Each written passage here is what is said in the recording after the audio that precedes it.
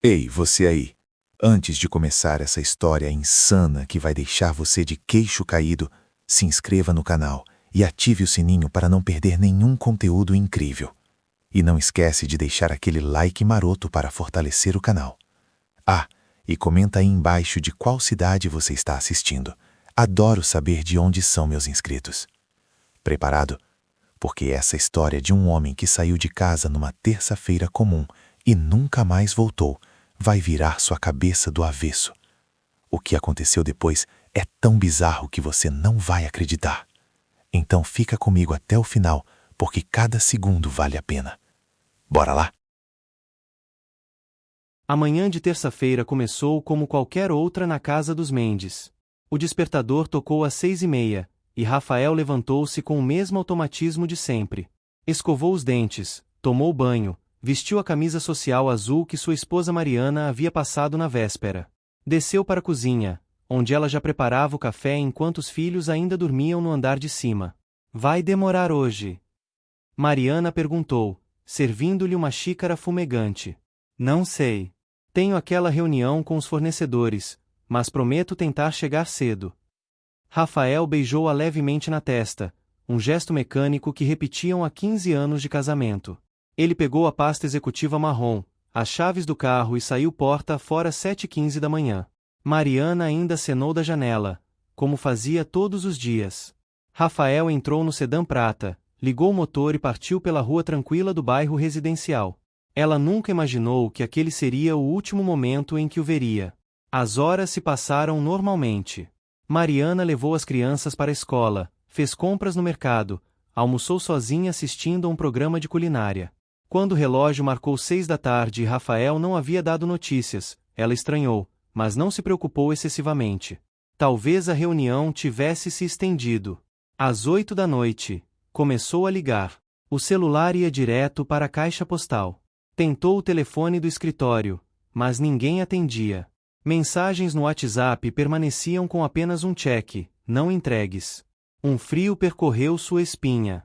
Às 10 da noite, depois de colocar as crianças para dormir inventando uma desculpa qualquer sobre o pai, Mariana ligou para a polícia. O atendente foi educado, mas pouco útil. Senhora, um adulto precisa estar desaparecido por pelo menos 24 horas antes de registrarmos oficialmente. Aquela foi a noite mais longa da vida de Mariana. Ela ficou acordada, checando o celular obsessivamente, olhando pela janela cada vez que um carro passava pela rua, rezando para ver os faróis conhecidos do sedã de Rafael entrando na garagem. Na manhã seguinte, com olheiras profundas e as mãos tremendo, ela foi até a delegacia. O delegado Carvalho, um homem de meia idade com ar cansado, ouviu seu relato com atenção. Vou ser honesto com a senhora, ele disse, juntando as mãos sobre a mesa. Na maioria desses casos, a pessoa reaparece em alguns dias.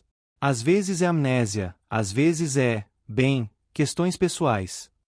Mariana sentiu raiva daquela insinuação. Meu marido não fugiria. Nós temos uma família, 2 crianças. Ele ama nossos filhos. Claro, senhora Mendes. Vamos iniciar a investigação. Preciso que me dê todos os detalhes possíveis. Nas semanas seguintes, a vida de Mariana virou um pesadelo kafkiano. Policiais revistaram a casa, interrogaram amigos, colegas de trabalho, parentes distantes. O carro de Rafael foi encontrado abandonado em um estacionamento público a 30 quilômetros de distância, perfeitamente trancado, sem sinais de violência ou luta.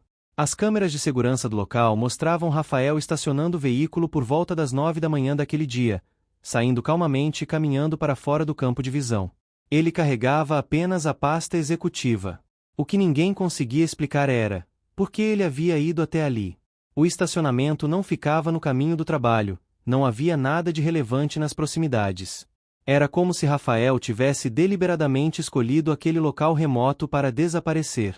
A investigação do delegado Carvalho revelou detalhes que deixaram Mariana ainda mais confusa. Na semana anterior ao desaparecimento, Rafael havia sacado uma quantia considerável de dinheiro da conta conjunta do casal, R$20 mil em espécie. Quando questionada, Mariana jurou que não sabia de nada. Eles sempre conversavam sobre gastos grandes, era uma regra do casamento. Mais estranho ainda, Rafael havia cancelado 2 compromissos importantes na agenda daquela semana que desapareceu, algo completamente fora do comum para um homem meticulosamente organizado. Sua secretária, Dona Célia, estava perplexa. 15 anos trabalhando com ele, jamais o vi faltar a uma reunião ou cancelar algo importante. Os colegas de trabalho descreveram Rafael como um homem reservado mas cordial, competente, sem inimigos aparentes. Ninguém notara nada de diferente em seu comportamento, nenhum sinal de estresse ou preocupação além do usual. Ele era o gerente de projetos de uma empresa de engenharia civil, tinha uma carreira sólida, respeitável. Mas havia algo que Mariana começou a notar ao revisar os pertences do marido. No armário dele, entre camisas e gravatas, ela encontrou um caderno que nunca tinha visto antes. As páginas estavam cheias de anotações enigmáticas, números, endereços, nomes de pessoas que ela não conhecia. Uma frase sublinhada diversas vezes chamou sua atenção: a verdade está em Santana do Riacho. Confrontar ou fugir? Santana do Riacho era uma pequena cidade no interior de Minas Gerais, a mais de 500 quilômetros de distância. Mariana nunca tinha ouvido Rafael mencionar esse lugar. Quando mostrou o caderno ao delegado Carvalho, ele franziu a testa. Isso muda as coisas, ele admitiu. Parece que seu marido estava planejando algo. Uma equipe foi enviada a Santana do Riacho. O que descobriram lá deixou todos atonitos. Rafael havia alugado uma pequena casa na periferia da cidade 3 meses antes de desaparecer. Pagava o aluguel pontualmente, sempre em dinheiro, através de depósitos bancários. A proprietária, uma senhora idosa chamada Dona Augusta, disse que nunca tinha visto o locatário pessoalmente, tudo fora acertado por telefone. Quando entraram na casa, encontraram um espaço quase vazio. Apenas uma mesa, uma cadeira, e paredes cobertas com fotografias, recortes de jornal e linhas de barbante conectando diferentes pontos, como se vê em filmes de detetive. Todas as fotos eram da mesma pessoa, um homem de aproximadamente 60 anos, cabelos grisalhos, olhar severo. Os recortes de jornal datavam de 30 anos atrás, noticiando um acidente de carro que matara uma família inteira na região. No centro daquela teia de informações, havia uma foto ampliada do homem de cabelos grisalhos. Escrito em caneta vermelha, em letras grandes: ele mentiu. Ele matou. Ele precisa pagar. Mariana não reconheceu o homem da foto. Mas quando o delegado Carvalho pesquisou a identidade dele, descobriu algo perturbador. O homem se chamava Augusto Silveira, tinha 72 anos, e morava em Santana do Riacho. Mais que isso, Augusto era um empresário respeitado na cidade, dono de uma grande fazenda e presidente da associação comercial local. Preciso ir até lá, Mariana disse, determinada. Preciso descobrir que ligação meu marido tinha com esse homem. O delegado tentou dissuadi-la, mas ela foi irredutível. 2 dias depois, Mariana estava dirigindo pelas estradas sinuosas que levavam a Santana do Riacho, com o coração apertado e 1000 perguntas martelando em sua mente. Quem era Augusto Silveira? Por que Rafael o perseguia? E mais importante, onde Rafael estava agora? A cidade era pequena e pitoresca, com suas casas coloniais e igrejas centenárias. Mariana foi direto à fazenda de Augusto Silveira, um lugar impressionante com portões de ferro e uma mansão branca ao fundo. Quando ela tocou a campainha, um homem jovem atendeu pelo interfone. Vim falar com o senhor Augusto Silveira. É sobre Rafael Mendes. Houve uma pausa longa. Então, a voz rouca de um homem mais velho ecoou pelo interfone: deixe entrar. A mansão de Augusto Silveira era ainda mais imponente por dentro. Mármore italiano no piso, lustres de cristal, móveis de madeira nobre que pareciam antiguidades valiosas. Mas nada daquele luxo impressionou Mariana tanto quanto o próprio Augusto, sentado em uma poltrona de couro na sala de estar, com um copo de uísque na mão e um olhar que parecia carregar o peso de décadas de segredos. Eu estava esperando por você, senhora Mendes, ele disse, sua voz surpreendentemente calma. Ou por alguém da família dele. Sente-se. Mariana permaneceu de pé, tensa. Onde está meu marido? Augusto tomou um gole lento do uísque antes de responder. Eu não sei. Mas posso lhe contar porque ele veio até mim. Ele fez uma pausa dramática. Rafael era meu neto. O mundo de Mariana girou. O quê? Isso é impossível. Eu conhecia os pais de Rafael, eles morreram em um acidente quando ele era adolescente, mas não eram. Não eram seus pais biológicos, Augusto completou. Eles o adotaram quando ele tinha 5 anos. E eu fui responsável pela morte de seus verdadeiros pais. A sala pareceu ficar menor, o ar mais rarefeito. Mariana sentou-se, as pernas fraquejando. Augusto começou a contar uma história que soava como um pesadelo. 35 anos atrás, ele era um jovem empresário ambicioso, casado com uma mulher que ele não amava, em um casamento arranjado por conveniência financeira. Ele tinha um caso com uma mulher chamada Helena, e desse relacionamento nasceu um menino, o verdadeiro Rafael. Helena queria que eu assumisse a paternidade, que me divorciasse e ficasse com ela, Augusto explicou, os olhos vidrados nas memórias. Mas eu era covarde. Tinha medo de perder tudo, o dinheiro da família da minha esposa, minha reputação, meus negócios. Uma noite, Helena o confrontou. Ela disse que contaria tudo à sua esposa, à sociedade local, que o exporia. Eles discutiram violentamente. Helena pegou o filho pequeno e saiu dirigindo, furiosa, pelas estradas escuras da região. Augusto foi atrás dela. Eu só queria que ela parasse, que conversássemos, ele disse, mas sua voz traía a culpa. Comecei a buzinar, a piscar os faróis, a acelerar para alcançá-la. Ela ficou assustada. Acelerou também. A estrada estava molhada. Tinha chovido. Na curva do Morro do Cruzeiro. Ele não precisou terminar. Mariana entendeu. O carro de Helena derrapou, capotou, caiu em uma ribanceira. Ela morreu na hora. Milagrosamente, o pequeno Rafael sobreviveu, encontrado horas depois por moradores locais, chorando ao lado do corpo da mãe. E você? Mariana perguntou, a voz tremendo de raiva. Você fugiu. Eu não prestei socorro. Voltei para casa, fingi que nada tinha acontecido. A polícia concluiu que foi um acidente causado pela chuva. Ninguém sabia que eu estava lá, perseguindo-a. Augusto terminou o uísque de um gole. O menino foi para um orfanato, depois adotado por um casal da capital. Eu segui minha vida, construí meu império, tive outros filhos. Mas a culpa nunca me deixou. Mariana estava atordoada. Como Rafael descobriu tudo isso? Ele começou a investigar as próprias origens há uns anos. Não sei exatamente como chegou até mim, mas conseguiu. Nos últimos meses, ele aparecia aqui periodicamente. Não para me confrontar abertamente, mas para me observar, me fotografar, juntar evidências. Augusto levantou-se e caminhou até a janela. Da última vez que o vi, há 2 semanas, ele disse que ia à polícia. Que ia me fazer pagar pelo que fiz com sua mãe. E você o matou também.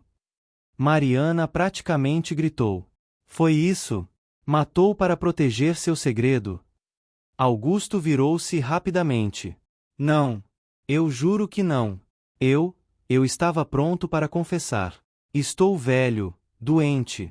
Tenho câncer, vou morrer em meses de qualquer forma.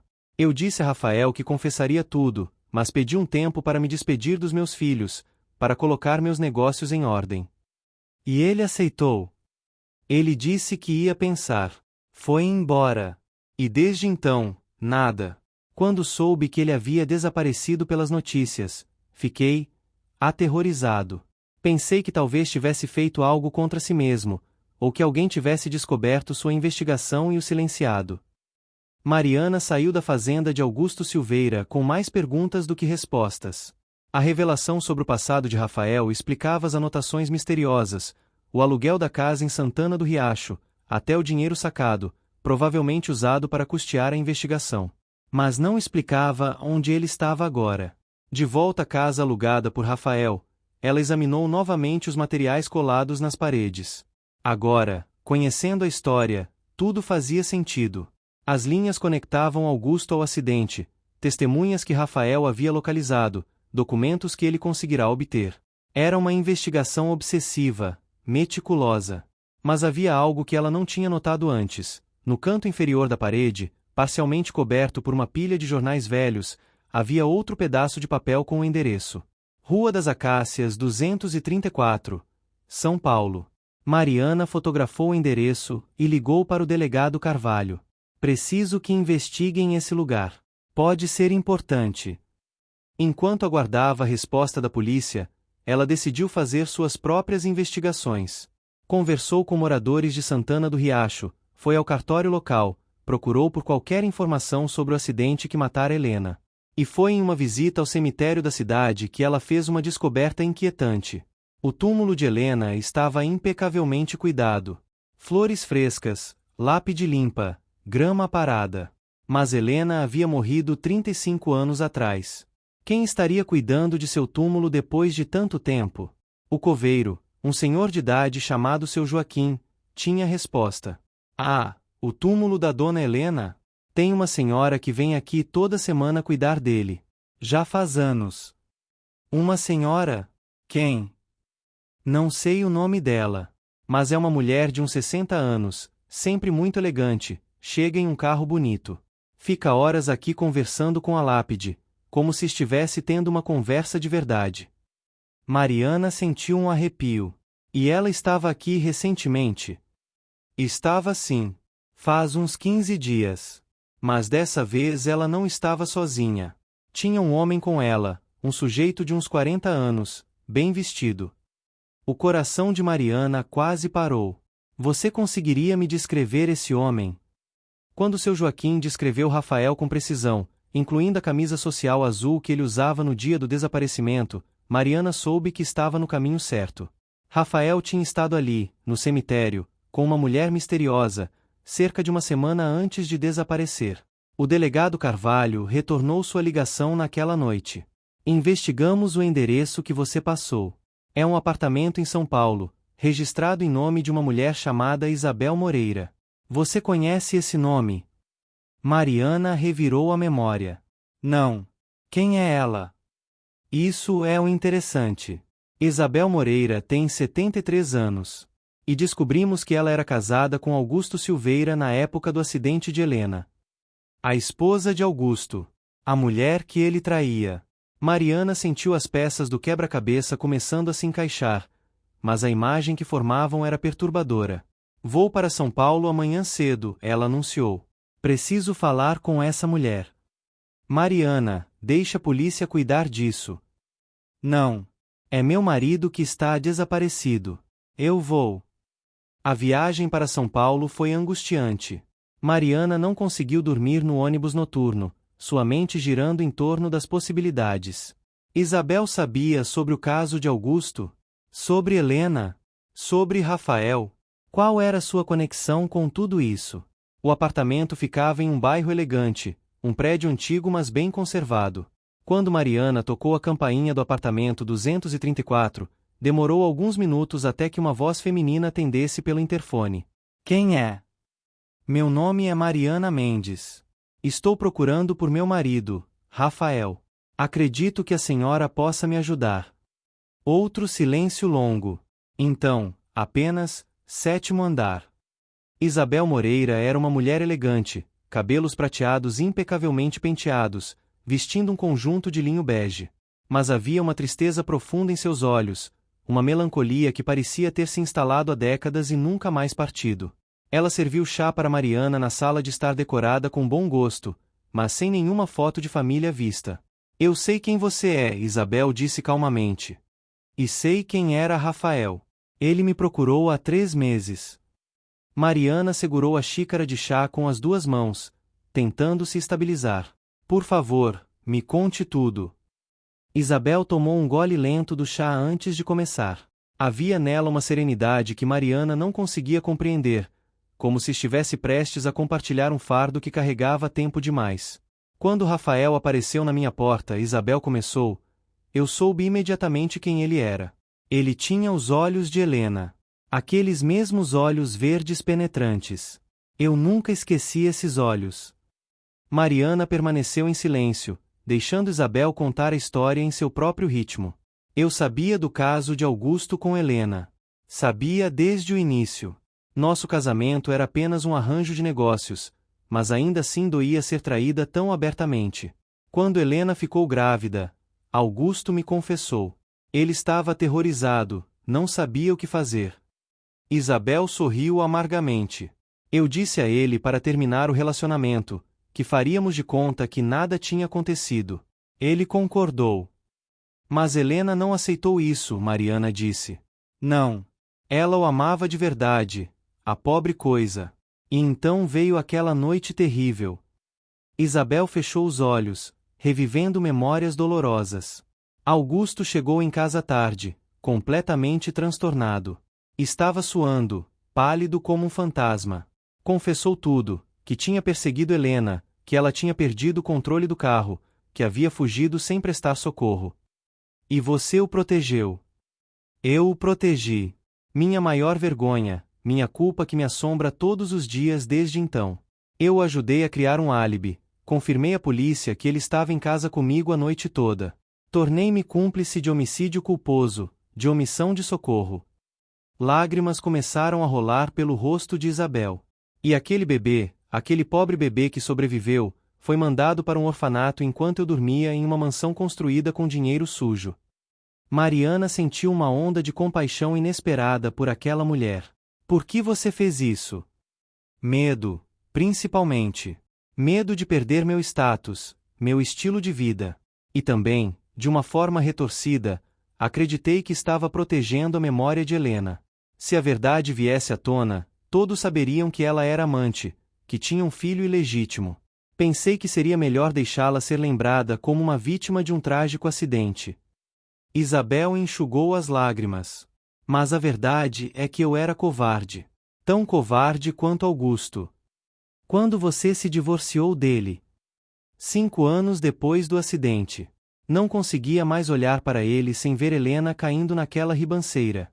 Vim para São Paulo, cortei todos os laços com Santana do Riacho, exceto por uma coisa. Ela levantou-se e caminhou até uma estante, de onde retirou uma caixa de sapatos empoeirada. Todos os anos, eu voltava secretamente para cuidar do túmulo de Helena.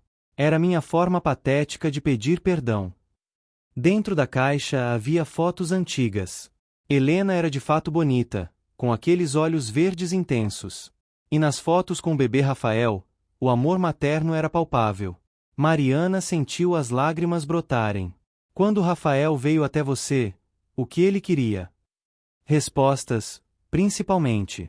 Ele tinha descoberto a maior parte da verdade sozinho, mas havia lacunas. Ele queria saber se eu testemunharia contra Augusto, se eu confirmaria o que realmente aconteceu naquela noite. Isabel voltou a se sentar. Eu disse que sim. Depois de todos esses anos, eu estava pronta para confessar. Para finalmente fazer a coisa certa. E ele? Como ele reagiu? Ele estava dividido. Parte dele queria justiça, queria ver Augusto pagar. Mas outra parte dele parecia cansada. Ele disse que tinha uma esposa que amava, filhos que adorava, uma vida que havia construído. Disse que não sabia se queria destruir tudo isso trazendo o passado à tona. Mariana se inclinou para a frente. Ele disse isso. Disse. Ele voltou aqui mais 2 vezes. Na última vez, há exatamente 2 semanas, ele parecia ter tomado uma decisão. Mas não me disse qual era. Apenas me abraçou, agradeceu por ter sido honesta, e foi embora. E então, alguns dias depois, vi nas notícias que ele havia desaparecido. Isabel, você tem alguma ideia de onde ele possa estar? Alguma pista? A mulher hesitou. Há algo que eu não contei à polícia porque não tinha certeza se era relevante. Mas agora, talvez seja. Ela foi até um aparador e pegou um envelope. Rafael deixou isso aqui na última visita. Disse que se algo acontecesse com ele, eu deveria abrir e entregar às autoridades. Mas como eu não sabia o que havia acontecido, se ele tinha desaparecido voluntariamente ou se estava em perigo, fiquei com medo de abrir. Mariana pegou o envelope com mãos trêmulas. Dentro havia uma carta manuscrita de Rafael e um pendrive. Podemos ver juntas? Mariana perguntou. Isabel assentiu, e as 2 mulheres, unidas por laços estranhos de tragédia e destino, sentaram-se lado a lado no sofá. A carta de Rafael era extensa, escrita com uma caligrafia que Mariana conhecia intimamente. Cada palavra parecia ter sido cuidadosamente escolhida, cada frase carregada de emoção contida. Minha querida Mariana, a carta começava. Se você está lendo isto, significa que eu não tive coragem de fazer o que preciso ser feito, ou que algo deu errado. De qualquer forma, você merece saber a verdade completa. Rafael contava como havia começado a investigar suas origens. Desde criança, ele sabia que era adotado, mas seus pais adotivos tinham lhe dado tão pouco amor que ele nunca havia questionado muito. Quando eles morreram em um acidente de carro, uma cruel ironia, Rafael notava, ele tinha 16 anos e foi viver com a avó paterna até a maioridade. Eu poderia ter vivido minha vida inteira sem saber, a carta continuava. Poderia ter me contentado com as migalhas de informação que tinha. Mas então nosso filho Pedro fez aquela pesquisa de escola sobre árvore genealógica, e algo em mim quebrou. Percebi que eu não sabia quem eu realmente era, de onde vim. Parecia uma ferida aberta que nunca tinha cicatrizado. A investigação começou de forma inocente. Certidões de nascimento, registros de adoção, conversas com funcionários antigos do orfanato. Mas à medida que Rafael se aprofundava, a história se tornava mais sombria. O acidente que matara sua mãe biológica nunca pareceu correto para ele. Muitos detalhes não batiam. Contratei um investigador particular, Rafael escrevia. Foi ele quem descobriu que havia outro carro na estrada naquela noite. Testemunhas que nunca foram ouvidas oficialmente pela polícia, porque o caso foi arquivado muito rapidamente como acidente. Foi aí que comecei a suspeitar que havia algo muito errado. O rastro levou a Augusto Silveira. Rafael descobriu o caso extraconjugal, descobriu que ele era seu pai biológico, descobriu toda a verdade sórdida. E então, em vez de simplesmente ir à polícia, ele decidiu confrontar Augusto pessoalmente. Eu queria ver o rosto dele, Rafael admitia na carta. Queria que ele soubesse que o filho que ele abandonou, que ele deixou órfão, tinha se tornado um homem bem-sucedido apesar de tudo. Queria que ele sentisse a culpa, o peso do que tinha feito. Mas algo inesperado aconteceu nos encontros entre Rafael e Augusto. Ao longo de várias conversas tensas, Rafael começou a ver não um monstro que havia construído em sua mente, mas um homem velho, doente, consumido pelo remorso. Não estou dizendo que o perdoei, Rafael escrevia. Mas comecei a questionar se destruir sua vida neste ponto, ele está morrendo de qualquer forma, traria de volta minha mãe. Ou se apenas perpetuaria a dor, passando-a para seus outros filhos, que são inocentes em tudo isso. Mariana limpou as lágrimas que caíam sobre o papel. Ao seu lado, Isabel também chorava silenciosamente. E então percebi algo que me aterrorizou, a carta continuava. Eu estava me tornando obcecado. A investigação estava consumindo minha vida. Eu estava negligenciando você e as crianças. Estava mentindo para você, escondendo coisas, desviando dinheiro. Estava me tornando tão desleal quanto Augusto foi com Isabel, tão secreto quanto ele foi com Helena. Rafael descrevia noites sem dormir, ataques de pânico, uma espiral descendente em sua saúde mental. Ele sabia que precisava fazer uma escolha, continuar sua busca por justiça e arriscar destruir seu casamento e sua relação com os filhos, ou deixar o passado enterrado e seguir em frente. Mas eu não consigo fazer nenhuma das duas coisas, ele confessava. Não consigo expor Augusto porque não quero causar mais dor. Mas também não consigo simplesmente esquecer e voltar à minha vida normal, fingindo que não sei que minha mãe foi assassinada e que o responsável nunca pagou pelo crime. A carta terminava com palavras que fizeram o coração de Mariana doer. Então eu preciso de tempo. Tempo para pensar, para processar, para decidir quem eu quero ser. Por favor, perdoe-me por deixá-la na incerteza. Eu te amo, amo nossos filhos mais do que tudo. Mas eu preciso resolver isso sozinho. Quando eu tiver uma resposta, voltarei. Prometo. Mariana ficou olhando para o papel por um longo momento, tentando processar tudo. Isabel quebrou o silêncio. Ele não planejava desaparecer para sempre. Ele só precisava de tempo. Mas já se passaram semanas, Mariana disse, a voz embargada. Se ele só precisava de tempo para pensar, por que ainda não deu sinal de vida? Por que não ligou, não mandou uma mensagem ao menos dizendo que está bem? Isabel pegou o pendrive. Talvez a resposta esteja aqui. Elas conectaram o pendrive ao laptop de Isabel. Havia dezenas de arquivos, fotos, documentos, gravações de áudio. Rafael havia documentado meticulosamente toda sua investigação. Mas no meio dos arquivos havia uma pasta chamada Assistir Primeiro, e dentro dela, um vídeo gravado pelo próprio Rafael. Quando Mariana clicou no vídeo, o rosto de seu marido encheu a tela.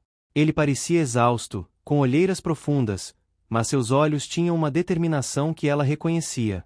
Mariana, ele começou, se você está vendo isto. O vídeo havia sido gravado no quarto da casa alugada em Santana do Riacho. Rafael estava sentado na única cadeira, a luz fraca de uma lâmpada criando sombras em seu rosto cansado. Ele respirou fundo antes de continuar. Decidi o que vou fazer, ele disse. E você provavelmente vai me odiar por isso, mas preciso fazer o que acho certo. Mariana apertou os braços da poltrona, preparando-se para o que viria. Eu não vou expor Augusto Silveira. Não vou à polícia, não vou testemunhar contra ele. Ele está morrendo de qualquer forma, e destruir o que resta de sua vida não trará minha mãe de volta. Rafael pausou, passando a mão pelo rosto. Mas também não consigo simplesmente voltar para casa e fingir que nada disso aconteceu. Ele se levantou e começou a andar pelo quarto. Passei as últimas semanas conversando com Augusto. Conversas longas, difíceis, dolorosas. E descobri algo que não esperava. Ele tem uma fortuna considerável, e nenhum de seus filhos legítimos quer nada com ele. Eles sabem que ele foi um pai ausente, um marido terrível. Eles se afastaram dele anos atrás. Rafael voltou a se sentar, encarando a câmera diretamente. Augusto me ofereceu algo. Algo que, eu admito, me tentou. Ele quer me deixar uma herança substancial, não tudo, mas o suficiente para mudar completamente nossas vidas. Em troca, eu concordo em não expô-lo publicamente, em deixar que ele morra em paz. Mariana sentiu uma onda de náusea. Dinheiro de sangue. Eu sei o que você está pensando, Rafael continuou no vídeo, como se pudesse ler sua mente. Que é dinheiro sujo, que aceitar isso me torna tão corrupto quanto ele. E talvez você esteja certa. Mas pense no que poderíamos fazer com esse dinheiro. Garantir a educação das crianças, viajar pelo mundo, não nos preocuparmos nunca mais com contas. Poderíamos ter a vida que sempre sonhamos. Ele se inclinou para frente, os cotovelos nos joelhos. Mas há um problema. Se eu aceitar esse dinheiro e voltar para casa imediatamente, você sempre vai se perguntar. Vai olhar para mim e ver alguém que foi comprado, que colocou um preço na justiça para sua mãe morta. E você estaria certa. Rafael limpou os olhos, que estavam começando a ficar úmidos. Então, decidi fazer algo diferente.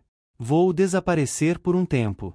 Não para sempre, mas por tempo suficiente para ter certeza de que essa é realmente minha decisão, não uma reação impulsiva. Vou para um lugar onde ninguém me conhece, onde posso pensar com clareza. Ele deu um sorriso triste. Eu sei que isso vai machucá-la. Sei que vai deixá-la preocupada, confusa, talvez com raiva. E eu mereço sua raiva. Mas preciso fazer isso. Preciso ter certeza de que consigo viver com essa decisão antes de voltar para você e para as crianças. O vídeo continuou com Rafael dando instruções específicas. Ele havia transferido parte da herança prometida por Augusto para uma conta bancária offshore, que só poderia ser acessada com uma senha específica. Se algo acontecesse com ele, Mariana teria acesso ao dinheiro através de Isabel, que tinha senha em um envelope lacrado. Mas eu espero que você nunca precise desse dinheiro, Rafael disse. Porque eu espero voltar. Em 3 meses, talvez 6, quando eu tiver feito as pazes comigo mesmo, com minha história, com a escolha que fiz. E então, juntos, decidiremos o que fazer com tudo isso. O vídeo estava chegando ao fim. Rafael olhou diretamente para a câmera uma última vez. Eu te amo, Mariana. Te amo mais do que posso expressar. E eu sinto muito por colocá-la nessa posição. Mas preciso fazer isso. Preciso descobrir se posso viver sendo o tipo de homem que aceita esse dinheiro, ou se preciso ser o tipo de homem que luta pela justiça, não importa o custo. A tela ficou preta. Mariana permaneceu imóvel, olhando para a tela vazia. Ao seu lado, Isabel estava igualmente silenciosa. Finalmente, Mariana falou, ele gravou isso há quanto tempo? Isabel verificou as propriedades do arquivo.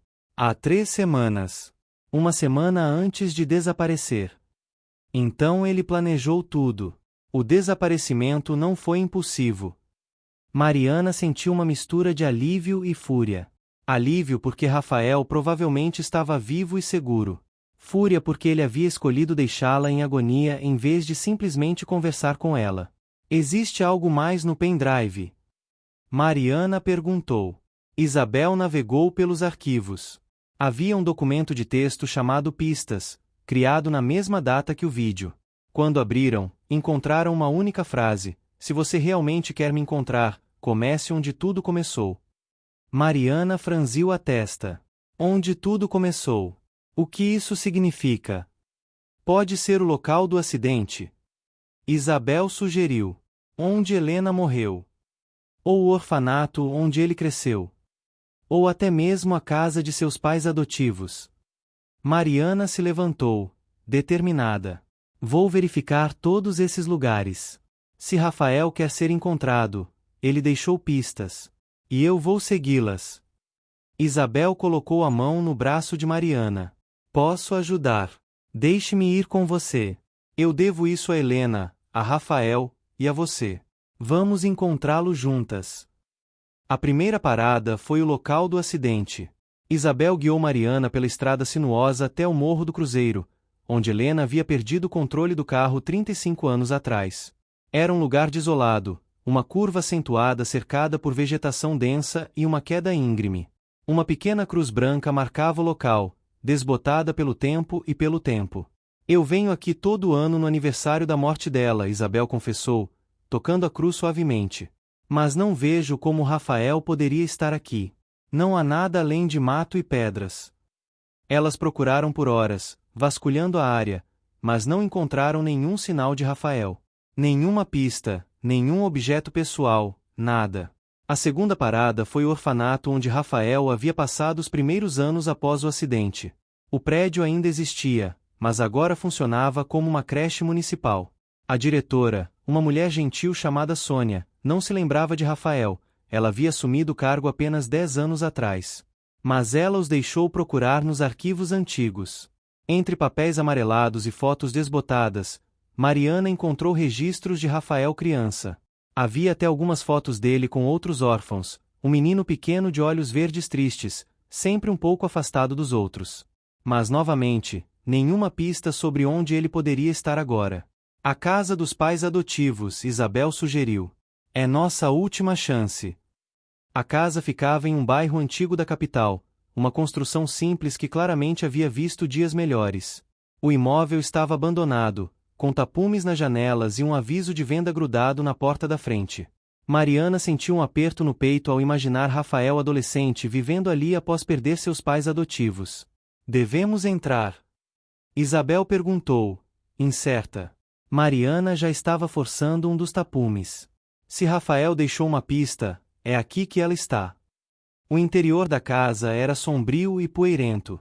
Móveis cobertos por lençóis, paredes com papel de parede descascando, um cheiro de mofo impregnando tudo. Mas havia algo perturbador, sinais de que alguém havia estado ali recentemente. Uma garrafa de água vazia no chão, marcas de pegadas na poeira, um saco de dormir em um canto do que um dia fora a sala de estar. Ele esteve aqui, Mariana murmurou, o coração acelerando. Rafael esteve aqui. Elas exploraram cada cômodo. No que havia sido o quarto de Rafael, encontraram mais evidências. Uma mochila encostada na parede, contendo roupas limpas, produtos de higiene, e um diário novo, diferente do caderno de anotações que Mariana havia encontrado em casa. Com mãos trêmulas, ela abriu o diário. As primeiras entradas eram de 2 semanas atrás, logo após o desaparecimento de Rafael. Dia 1. Acordei aqui, na casa onde passei os piores anos da minha adolescência. Parece apropriado. Esse lugar sempre me lembrou de perda, de solidão. Talvez seja exatamente o que preciso sentir para tomar minha decisão final. As entradas continuavam, documentando os pensamentos torturados de Rafael. Ele escrevia sobre suas memórias da mãe biológica, fragmentos vagos de uma mulher de cabelos escuros cantando para ele, do cheiro de perfume floral, de mãos suaves ajustando seu cobertor. Memórias tão antigas que ele não tinha certeza se eram reais ou construídas por sua mente desesperada por conexão. Ele escrevia sobre os pais adotivos, que o haviam tratado mais como um fardo do que como um filho. Eles me deram um teto e comida, mas nunca amor. Quando morreram, senti culpa por não sentir tristeza. E ele escrevia sobre Mariana e as crianças. Eles são minha verdadeira família. O único amor real que já conheci. Como posso arriscar perder isso por uma vingança que não trará ninguém de volta?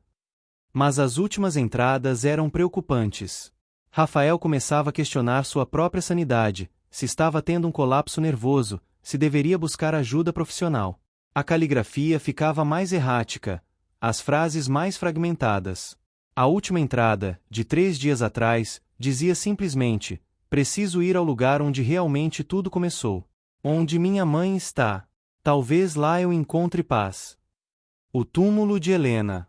Mariana e Isabel se entreolharam, a mesma realização atingindo-as simultaneamente. Elas correram de volta ao carro e dirigiram em velocidade perigosa até o cemitério de Santana do Riacho. Já era noite quando chegaram, e o cemitério estava fechado, mas isso não as deteve. Pularam a cerca baixa e correram entre as lápides, usando a lanterna do celular para iluminar o caminho. Quando chegaram ao túmulo de Helena, encontraram Rafael. Ele estava sentado no chão, encostado na lápide, os olhos fechados. Por um momento terrível, Mariana pensou que ele estava morto. Mas então seus olhos se abriram, e ele olhou para ela com uma mistura de surpresa e alívio. Você me encontrou, ele murmurou, a voz rouca. Mariana caiu de joelhos ao lado dele, verificando se estava ferido. Ele estava visivelmente abatido, com barba por fazer, roupas sujas, mas aparentemente ileso. Você está bem? Está ferido? Não fisicamente, Rafael respondeu. Mas minha cabeça. Mariana, eu acho que não estou bem. Isabel se aproximou cautelosamente, mantendo distância respeitosa. Rafael a reconheceu e acenou com a cabeça. Quanto tempo estou aqui? Ele perguntou. Não sabemos. Quanto tempo você acha que está aqui? Algumas horas. Vim quando escureceu. Ou foi ontem? Não tenho certeza. Mariana trocou um olhar preocupado com Isabel. Rafael claramente não estava em seu juízo perfeito. Rafael foi levado ao hospital, onde passou 3 dias em observação. Os médicos diagnosticaram um episódio de estresse agudo, exaustão severa e sinais de depressão. Ele havia perdido quase 10 quilos, estava desidratado e tinha níveis perigosamente baixos de vitaminas essenciais. Aparentemente, ele havia se alimentado muito pouco durante as semanas de autoexílio. Mariana ficou ao seu lado durante todo o tempo, mesmo quando ele dormia. Isabel também visitava diariamente, trazendo comida caseira e palavras de encorajamento. Foi durante uma dessas visitas que Rafael finalmente contou toda a história de seu ponto de vista. Depois que gravei aquele vídeo, achei que tinha tudo planejado, ele explicou, deitado na cama hospitalar. Eu ia desaparecer por alguns meses, pensar com clareza, voltar com uma decisão firme. Mas quando realmente saí de casa naquele dia, quando vi você acenando da janela, algo quebrou em mim. Ele havia dirigido sem destino por horas, eventualmente parando naquele estacionamento aleatório. Sentado no carro, ele havia tido o que agora reconhecia como um ataque de pânico severo. Não conseguia respirar, seu coração disparava, tinha certeza de que estava tendo um ataque cardíaco. Eventualmente passou, mas fiquei aterrorizado. Saí do carro e comecei a caminhar. Peguei ônibus para diferentes cidades, sempre usando dinheiro vivo. Fiquei em hotéis baratos, pensões. E o tempo todo, minha mente não parava. Rafael descreveu semanas de tortura psicológica. Todas as noites ele pegava o celular para ligar para Mariana, mas não conseguia discar. A culpa por deixá-la preocupada era esmagadora, mas o medo do julgamento dela era maior. Ele sabia que ela o consideraria um covarde por aceitar o dinheiro de Augusto, e ele não suportaria ver decepção em seus olhos. Eu tinha construído essa narrativa na minha cabeça, ele admitiu. Que eu era o herói, o filho que vingaria a mãe morta. Mas quando chegou a hora de realmente fazer isso, descobri que eu não era um herói. Era apenas um homem assustado, confuso, que queria que sua mãe estivesse viva e que nada disso tivesse acontecido. A decisão de ir para a casa abandonada dos pais adotivos foi, ironicamente, um momento de lucidez. Rafael percebeu que estava tendo um colapso e precisava de um lugar familiar para tentar se recompor. Mas em vez de melhorar, ele piorou. A isolação, a falta de alimentação adequada, o sono irregular, tudo contribuiu para um estado mental cada vez mais frágil. Quando fui ao cemitério naquela última noite, estava quase delirando, Rafael confessou. Eu estava conversando com a lápide da minha mãe, pedindo que ela me dissesse o que fazer. E por um momento, juro que ouvi sua voz. Ele olhou para Mariana com lágrimas nos olhos. Ela me disse para ir para casa. Para voltar para minha família de verdade, para as pessoas que me amam agora. Que o passado não poderia ser mudado, mas o futuro ainda estava nas minhas mãos. Mariana segurou sua mão com força. Era sua própria consciência, Rafael. Sua própria sabedoria te dizendo o que você realmente queria fazer. Durante a recuperação de Rafael, muitas decisões precisaram ser tomadas. Augusto Silveira morreu 2 semanas após Rafael ser encontrado, levando seus segredos para o túmulo, quase todos eles. Isabel decidiu fazer uma confissão completa à polícia, assumindo sua cumplicidade no encobrimento do crime de tantos anos atrás. Ela foi processada, mas devido à sua idade, ao tempo decorrido e às circunstâncias atenuantes, recebeu apenas uma pena suspensa e serviço comunitário. Quanto ao dinheiro da herança, Rafael e Mariana tomaram uma decisão conjunta. Eles aceitaram a parte que Augusto havia deixado para Rafael, não por ganância, mas porque descobriram que poderia ser usado para algo bom. Criaram uma fundação em nome de Helena, dedicada a ajudar crianças órfãs e a prevenir acidentes de trânsito. O primeiro projeto da fundação foi reformar completamente o orfanato onde Rafael havia crescido. Rafael também iniciou terapia intensiva. Levou meses de trabalho árduo, mas gradualmente ele começou a processar o trauma de perder sua mãe, de crescer sem amor verdadeiro, de carregar o peso da descoberta sobre suas origens. Mariana participou de algumas sessões, e eles trabalharam juntos para reconstruir a confiança que havia sido abalada. Eu deveria ter confiado em você desde o início, Rafael disse em uma de suas conversas mais honestas. Deveria ter te contado sobre a investigação, sobre Augusto, sobre tudo. Você é minha parceira, minha melhor amiga. Não deveria ter carregado isso sozinho. E eu deveria ter percebido que algo estava errado, Mariana respondeu. 15 anos juntos, e eu não percebi que você estava se afogando. Prometo prestar mais atenção, estar mais presente. Isabel se tornou uma presença constante em suas vidas. Ela havia encontrado em Rafael uma forma de redenção, uma chance de fazer algum bem depois de anos de cumplicidade silenciosa. Ela se tornou uma espécie de avó para as crianças de Rafael, que a adoravam e a chamavam carinhosamente de Vovó Bel. Certo dia, quase um ano após o desaparecimento, Rafael, Mariana e Isabel voltaram juntos ao túmulo de Helena. Rafael havia feito uma nova lápide, mais bonita, com uma foto de Helena sorridente e as palavras: Mãe amada. Seu amor vive em seu filho e em todos que ele toca. Eu acho que posso viver com as escolhas que fiz, Rafael disse, olhando para a lápide. Não expor Augusto publicamente não significa que ele escapou da justiça. Ele morreu sozinho, assombrado pela culpa. E nós estamos usando o dinheiro dele para fazer o bem, para ajudar crianças como eu fui um dia. De certa forma, isso é justiça. Mariana o abraçou. Você não é covarde por escolher a paz em vez da vingança. É preciso mais coragem para perdoar, para seguir em frente, do que para destruir. Isabel colocou flores frescas no túmulo, como fazia há tantos anos. Helena teria orgulho do homem que você se tornou, Rafael. Apesar de tudo, você tem amor em sua vida. Você tem uma família. Você é feliz. Isso é tudo que qualquer mãe quer para seu filho. Enquanto deixavam o cemitério, Rafael olhou para trás uma última vez. O sol estava se pondo, lançando luz dourada sobre as lápides. Por um breve momento, ele poderia jurar que viu a silhueta de uma mulher ao lado do túmulo de Helena, acenando para ele. Mas quando piscou, ela havia sumido. Vamos para casa, Mariana disse suavemente, entrelaçando seus dedos nos dele. Sim, Rafael concordou, sorrindo pela primeira vez em muito tempo. Vamos para casa. E foi o que fizeram. Rafael nunca mais desapareceu. Ele havia finalmente encontrado seu lugar no mundo, não no passado que não podia mudar, não na vingança que consumiria sua alma, mas no amor presente, tangível, real de sua família. A história de Rafael Mendes era bizarra, sim, cheia de segredos, mentiras, tragédias e escolhas impossíveis. Mas também era uma história de redenção, de cura, de um homem que se perdeu para poder se encontrar.